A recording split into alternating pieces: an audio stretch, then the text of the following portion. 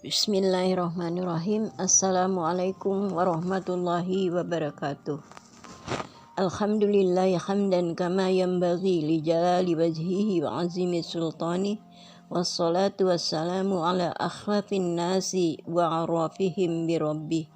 Al-hadi ila tariqillahil mustaqim wa ala alihi wa sahbihi ajma'in. Amma ba'd. Ibu-ibu yang dirahmati Allah, kajian kita pada sore hari ini adalah pengantar hukum Islam karya Dr. Rohidin Esa MAG. Kali ini adalah tentang tujuan hukum Islam. Pembentukan hukum Islam memiliki tujuan untuk merealisasikan kemaslahatan manusia dengan menjamin kebutuhan pokoknya atau zaruriyah, kebutuhan sekunder atau hayyah, serta kebutuhan pelengkap atau tahsiniyah. Dalam wacana umum, kebutuhan zaruriyah disebut primer, kebutuhan hayyah disebut sekunder, dan kebutuhan tahsiniyah disebut tersier. Mempelajari hukum Islam harus mengetahui terlebih dahulu maksud dan tujuan pembuat hukum dan keadaan atau kejadian yang memerlukan turunnya wahyu suatu ayat Al-Quran dan hadis Nabi SAW. Para ahli hukum Islam mengklasifikasikan tujuan-tujuan yang luas dari syariat atau hukum Islam sebagai berikut. 1. Zaruriyah. Dalam kehidupan manusia, kebutuhan ini merupakan hal penting sehingga tidak dapat diabaikan. Apabila kebutuhan-kebutuhan ini tidak terjamin, akan terjadi kekacauan dan ketidaktertiban di mana-mana. Kelima kebutuhan hidup yang primer ini, zaruriyah, dalam kepustakaan hukum Islam disebut dengan istilah al-maqasid al-khamsah atau disebut juga al-kuliyat al-khams, 5 hal inti atau pokok, yaitu hibzaddin atau memelihara agama, hibzan nafs memelihara jiwa, hibzal aql memelihara akal, hibzan nasl memelihara keturunan, dan hibzal mal memelihara hak milik atau harta.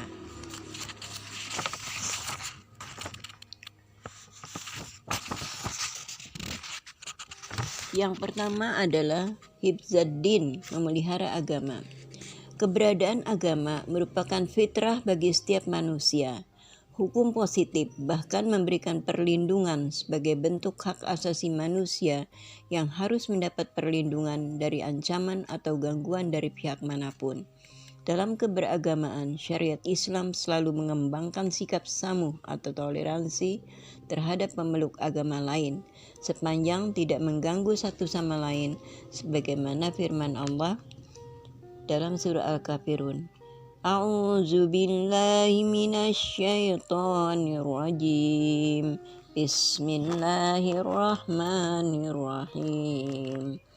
Qul ya ayyuhal kafirun la a'budu ma ta'budun wala antum 'abiduna ma a'bud wala ana 'abidum ma 'abadtum wala antum 'abiduna ma a'bud lakum dinukum waliyadin. Katakanlah, hai orang-orang kafir, aku tidak akan menyembah apa yang kamu sembah, dan kamu bukan penyembah Tuhan yang aku sembah, dan aku tidak pernah menjadi penyembah apa yang kalian sembah, dan kalian tidak pernah pula menjadi penyembah Tuhan yang aku sembah. Untuk kalianlah agamamu dan untukkulah agamaku. Surah Al-Kafirun ayat 1-6. Yang kedua, hibzan nafs, memelihara jiwa. Islam seperti halnya sistem lain melindungi hak-hak untuk hidup, merdeka, dan merasakan keamanan. Ia melarang bunuh diri, sesuai An-Nisa ayat 29, dan pembunuhan.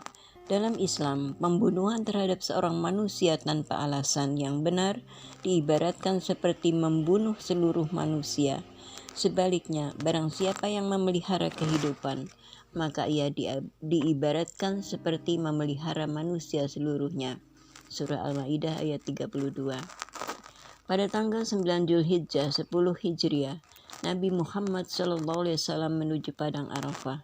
Di sana beliau berkhutbah, di antaranya, "Wahai manusia, sesungguhnya darah dan harta kalian adalah haram atau mulia bagi kalian sampai kalian bertemu Tuhan kalian. Ia mulia seperti mulianya hari kalian ini, di bulan ini, dan di negeri kalian ini. Ingatlah, adakah kalian telah menyampaikannya? Wahai Tuhan kami, maka saksikanlah setiap muslim adalah haram atas muslim lainnya, darah, harta, dan kehormatannya." Petikan khutbah di atas menjelaskan bahwa Islam adalah risalah langit yang sejak 14 abad yang lalu telah mensyariatkan atau mengatur hak-hak asasi manusia secara komprehensif dan mendalam. Islam mengaturnya dengan segala macam jaminan yang cukup untuk menjaga serta menghormati hak-hak tersebut. Islam membentuk masyarakatnya di atas pondasi dan dasar yang menguatkan dan memperkokoh hak-hak asasi manusia. Hak pertama dan paling utama yang diperhatikan Islam adalah hak hidup, hak yang disucikan dan tidak boleh dihancurkan kemuliaannya. Manusia adalah ciptaan Allah. Begitulah perkataan Allah yang membuat dengan kokoh tiap-tiap sesuatu. Sungguhnya Allah Maha mengetahui apa yang kamu kerjakan. Surah An-Naml ayat 88. Maka Maha Suci Allah, pencipta yang paling baik. Surah Al-Mu'minun ayat 14. Dan sesungguhnya kami memuliakan anak-anak Adam. Surah Al-Isra ayat 70. Adalah menjadi konsekuensi logis jika jiwa manusia dalam syariat Allah sangatlah dimuliakan, harus dipelihara, dijaga, dipertahankan, serta tidak menghadapkannya dengan sumber-sumber kerusakan atau kehancuran. Hal ini karena membunuh berarti menghancurkan sifat atau keadaan dan mencabut ruh manusia. Padahal Allah sajalah sang pemberi kehidupan dan Dia sajalah yang mematikannya. Oleh karena dalam Asmaul Husna terdapat sifat Al-Muhyi, zat yang menghidupkan, dan Al-Mumit, zat yang mematikan. Dalam hal ketentuan memuliakan jiwa manusia, juga terdapat larangan terhadap tindakan penganiayaan atau pembunuhan secara massal yang mengakibatkan banyaknya korban meninggal atau masuk kategori pelanggaran terhadap hak asasi manusia. 3. Hifzal akal, memelihara akal. Untuk melindungi akal manusia dari keterbelakangan mental, Islam mengharamkan mengkonsumsi minuman keras atau khamar atau dalam bentuk lainnya yang memabukkan berupa obat-obatan terlarang atau narkoba dan lain-lain. Islam akan menghukum orang yang menjual, mengedarkan, dan meminum atau mengkonsumsi minuman keras dan obat-obatan terlarang. Pelindungan terhadap akal ini bertujuan agar manusia terhindar dari kerusakan akal yang dapat mempengaruhi terhadap mentalitas dan kerusakan saraf manusia itu sendiri. Firman Allah Subhanahu wa taala dalam surat Al-Maidah ayat 90, A'udzu billahi minasyaitonir rajim. Ya ayyuhallazina amanu innamal khamru wal maisiru wal ansabu wal azlamu rijsum min amali syaitan fajtanibuhu la'allakum tuflihun. Hai orang-orang yang beriman, sungguhnya minuman khamr, berjudi, berkorban untuk berhala, mengundi nasib dengan panah adalah perbuatan keji yang termasuk perbuatan syaitan. Maka jauhilah perbuatan-perbuatan itu agar kalian mendapat keberuntungan. 4. Hifzan nasl, memelihara keturunan. Islam dalam mewujudkan perlindungan terhadap keturunan manusia disyariatkan perkawinan agar mempunyai keturunan yang soleh dan jelas nasab atau silsilah orang tuanya. Dalam menjaga keturunan ini, Islam melarang perbuatan zina dan menuduh orang lain berbuat zina tanpa bukti, baik laki-laki maupun perempuan. Perbuatan zina dianggap sebagai perbuatan keji karena dapat merusak keturunan seseorang. Bahkan terdapat sanksi yang sangat berat berupa dera kepada pelaku zina agar tidak mencoba untuk mendekati zina karena sudah jelas terdapat larangannya dalam Al-Quran. A'udzu billahi minasyaitonir rajim. Wala taqrabuz zina innahu kana fahisyatan wa sa'a sabila. Dan janganlah kalian mendekati zina. Sesungguhnya zina itu adalah suatu perbuatan yang keji dan suatu jalan yang buruk. Al-Isra ayat 32. Yang kelima, hifzal mal, memelihara hak milik atau harta. Berbagai macam transaksi dan perjanjian atau muamalah dalam perdagangan atau tijarah, barter atau mubadalah, bagi hasil atau mudharabah dan sebagainya dianjurkan dalam Islam guna melindungi harta seseorang muslim agar dapat melangsungkan kehidupan secara sejahtera. Islam sangat melarang keras tindakan pencurian, korupsi, memakan harta secara batil, penipuan dan perampokan, karena tindakan ini akan menimbulkan pihak lain yang tertindas.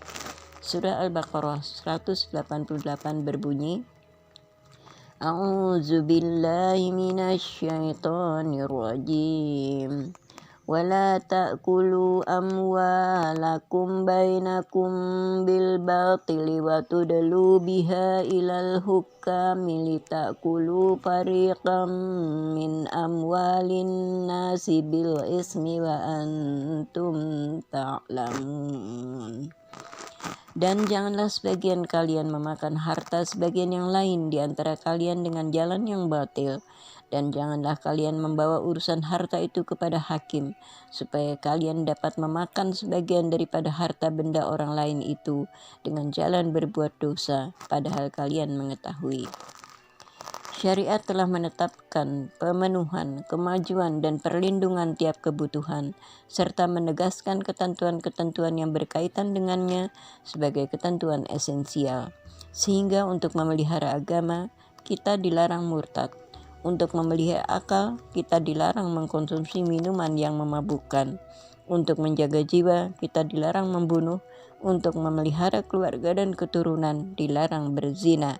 Untuk memelihara harta, dilarang mencuri dan merampok. Selanjutnya, pelarangan terhadap al-baghyu atau pemberontakan. Larangan al-baghyu adalah untuk memelihara umat karena terdapat kewajiban untuk bersatu serta diharamkan tafarruq atau bercerai-berai. Oleh karena itu, secara moral diwajibkan menegakkan ukhuwah dan dilarang untuk saling membenci dan bermusuhan.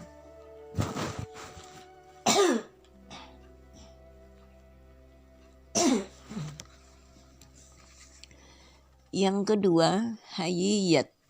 Tujuan berikutnya adalah menjamin keperluan hidup atau keperluan sekunder atau disebut hayyiyat atau kebutuhan. Ini mencakup hal-hal penting bagi ketentuan itu dari berbagai fasilitas untuk penduduk dan memudahkan kerja keras dan beban tanggung jawab mereka. Ketiadaan berbagai fasilitas tersebut memang tidak menimbulkan kekacauan dan ketidaktertiban, akan tetapi dapat menambah kesulitan bagi masyarakat. Dengan kata lain, keperluan-keperluan ini terdiri dari berbagai hal yang menyingkirkan kesulitan dari masyarakat dan membuat hidup menjadi mudah bagi mereka. Untuk memenuhi hayyiyat di bidang ibadah, Islam telah memberikan hukum rukhsah atau keringanan, kemudahan, dan kelapangan apabila terdapat kesulitan dalam menjalankan hukum Allah. Misalnya, bila seorang sakit di bulan Ramadan, maka dibolehkan berbuka puasa dengan kewajiban harus mengganti di hari lain. Di bidang muamalat, Islam mensyariatkan berbagai kontrak dan transaksi. Allah menyatakan dalam firman-Nya bahwa Dia Allah sekali-kali tidak menjadikan untuk kamu dalam agama suatu kesempitan. Quran Surah Al-Hajj ayat 78. Allah menghendaki kemudahan bagimu dan tidak menghendaki kesukaran bagimu. Surah Al-Baqarah ayat 185. Allah hendak memberikan keringanan padamu dan manusia dijadikan bersifat lemah. Surah An-Nisa ayat 28. Yang ketiga, tahsiniyah.